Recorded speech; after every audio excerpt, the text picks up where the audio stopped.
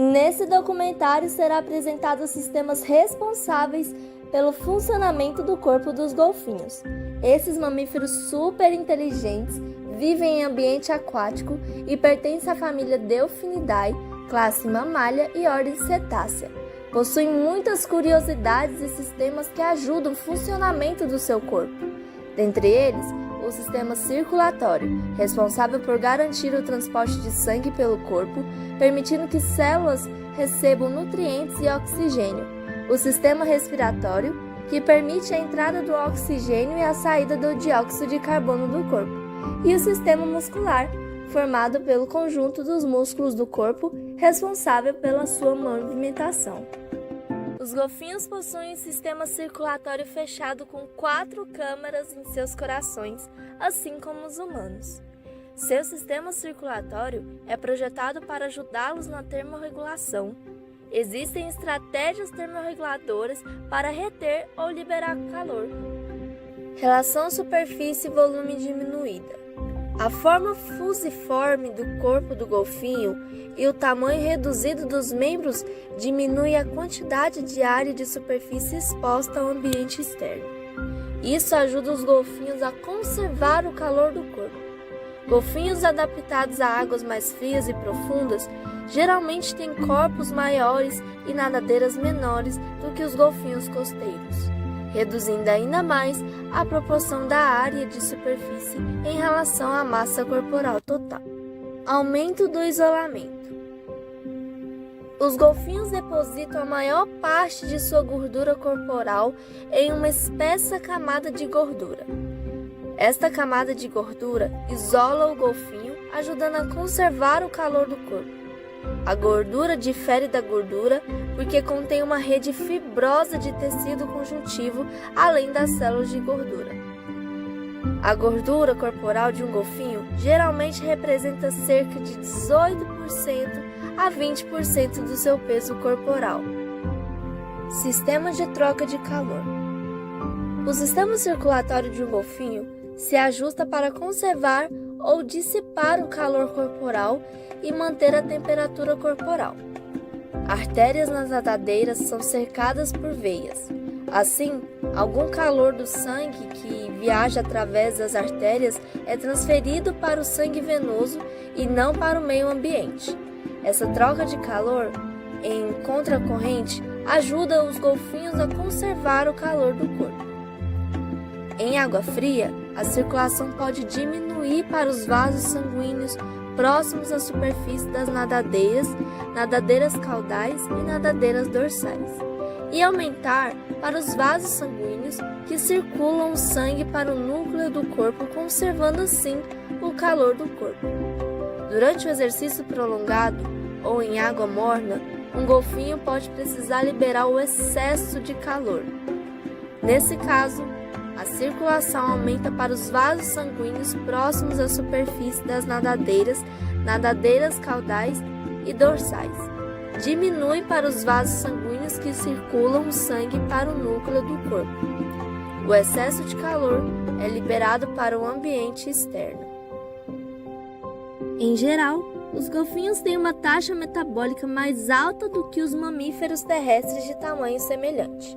Este aumento do metabolismo gera uma grande quantidade de calor corporal.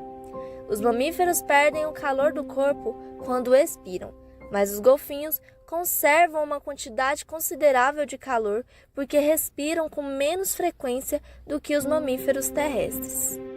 Os glóbulos vermelhos, principal meio de transporte de oxigênio, são mais abundantes nos golfinhos do que nos humanos. Os glóbulos vermelhos, por unidade de volume de sangue, são maiores.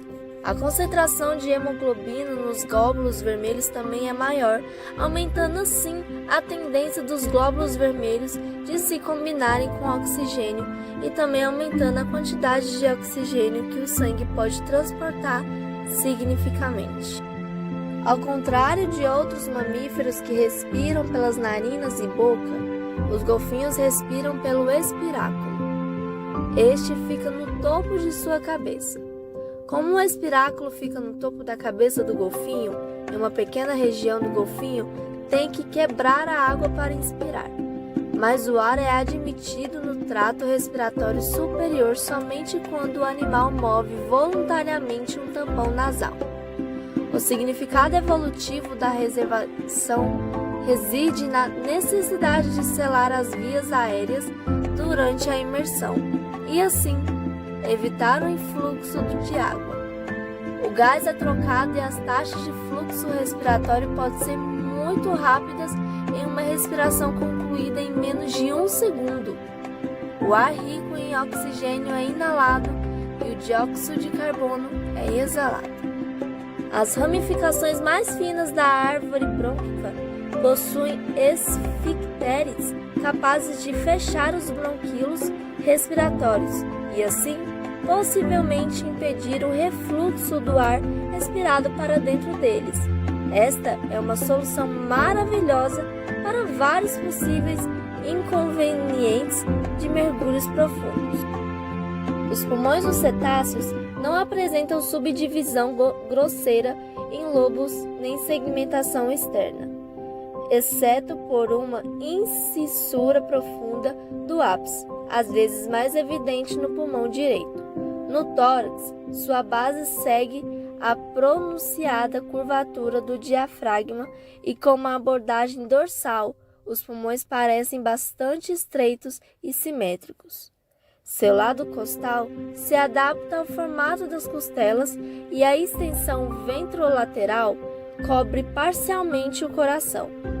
Os cetáceos, que normalmente têm mergulhos de curta duração, incluindo os golfinhos e botos, têm uma massa pulmonar maior do que os mamíferos terrestres. A arquitetura dos pulmões dos golfinhos segue apenas parcialmente o plano básico do órgão, como é conhecido do homem e nos mamíferos terrestres, nos quais os brônquios maiores se ramificam em subdivisões cada vez menores com cartilagem mais fina. Os bronquíolos terminais e respiratórios dos mamíferos terrestres não têm mais cartilagem e levam para os sacos alveolares e alvéolos respiratórios cercados por vasos sanguíneos finos, onde ocorrem as trocas gasosas. O trato respiratório é constituído para conduzir o ar para dentro e para fora do corpo, mantendo sempre um lumen aberto, até as partes terminais em que a membrana alveolar que separa o gás dos vasos sanguíneos. Esses vasos são tão finos que uma diferença na pressão parcial do gás com auxílio do fator sulfitante facilita a passagem de oxigênio e dióxido de carbono para dentro e para fora da solução. No entanto, esse contorno geral é diferente da parte terminal do sistema da árvore bronquícola dos golfinhos. Uma característica única é a presença de esficteres mioelásticos na submucosa dos bronquíolos em menos de 2 milímetros de diâmetro.